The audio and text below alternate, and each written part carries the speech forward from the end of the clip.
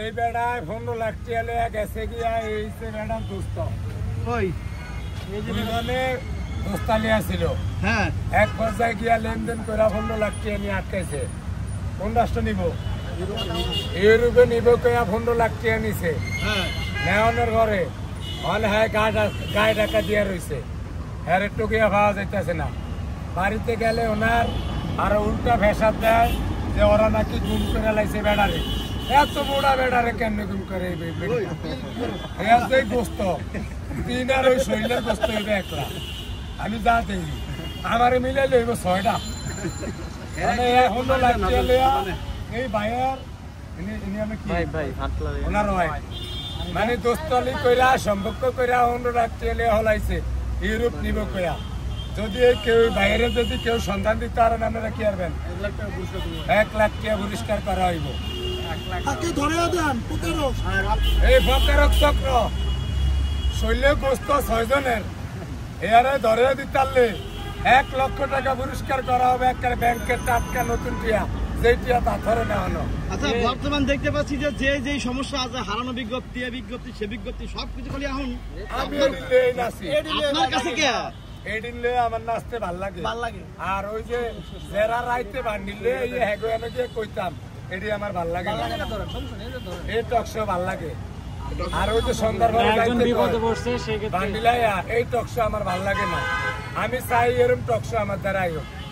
আচ্ছা আমার একটা প্রশ্ন যে আপনি মিজান ভাইয়ের এইখানে প্রশাসন অনেক কিছু থাকতে বাইরে এখানে কেন হয়েছেন ভাই? একখানেই যাইবো বেড়ায় বেড়ায় আগে নদীয়া লোক ঘরে মাছ ধরবে হুগিরে মাছ ধরতে আমরা করেছি নাইমা আগে হুগিরে রাইলে তো লো দেয়ার হানি তাইলে মাছ চয়ে দেয় না এর দেশের বাড়ি কোথায় এটা? এটা হইছে এই দশা হ্যাঁ নীলফামারী না? আপনারা কি নীলফামারী থেকে আসছেন? হ্যাঁ আমরা এখানে থাকি আমরা 300 ফিটের এদিকে থাকি। ও 300 ফিটের এদিকে থাকেন। এই টাকা যে দিবেন এটার কোনো প্রমাণ আছে? দিবেন তার প্রমাণ কি?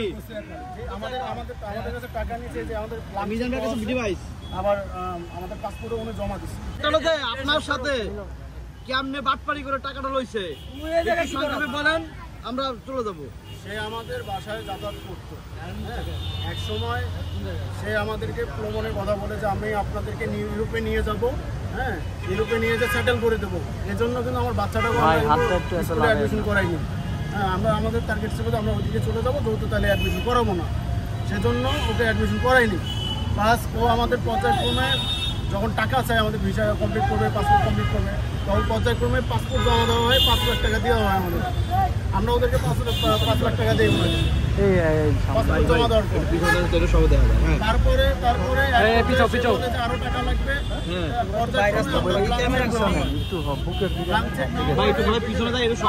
টোটাল প্রায় 15 লক্ষ টাকা দিই 15 লক্ষ টাকা দিই সে টাকাটা নেওয়ার পরে এক পর্যায়ে যখন দেখতেছি আমরা সে মানে একটু অন্য আভাস পাচ্ছিলাম ওনাদের দ্বারাই তখন আমরা ওনাকে বলি যে ভাই ঠিক আছে আপনি আমাদের কিছু টাকা ব্যাক করেন। আচ্ছা আপনি যে তারা টাকা দিয়েছেন সেটার কি কোনো প্রুফ আছে আপনার কাছে? প্রুফ আছে আমাকে উনি ওনার পাসপোর্ট জমা দিচ্ছে এবং ব্ল্যাঙ্ক চেক জমা দিচ্ছে। ব্ল্যাঙ্ক চেকে কি টাকা আপনার এটা কোন ডাচ বাংলা না? হ্যাঁ ডাচ বাংলা।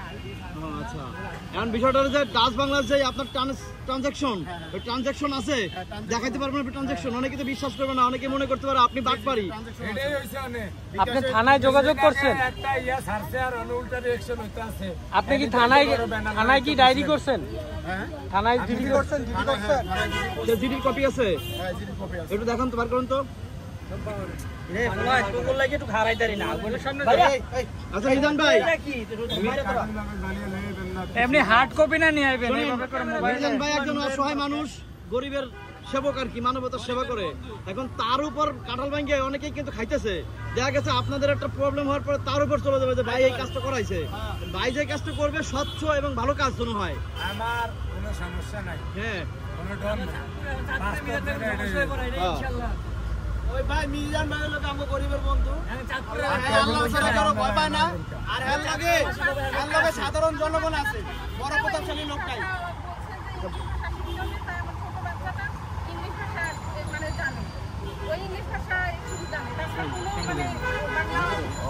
অনেকদিন ধরে নাইকেল করে খায় নাইকেল গাছ আসেনি এমনি করতে হবে নাইকেল কোরআন দেখছেন নি অনেকদিন ধরে নাইকেল করে খায় মানে বাচ্চা ইংলিশ পুরো বুঝ জ্বালাইছে বুঝেন না তাহলে অর্থ নিয়ে শিখছে ওই যে আওয়াজ না তো ওই ইংলিশে কিছু বলতে চাচ্ছে। হ্যাঁ বলো বলো বলো। আচ্ছা বলো তো একটু পিছনে আসুন ভাই সবাই। ছোট করে কথা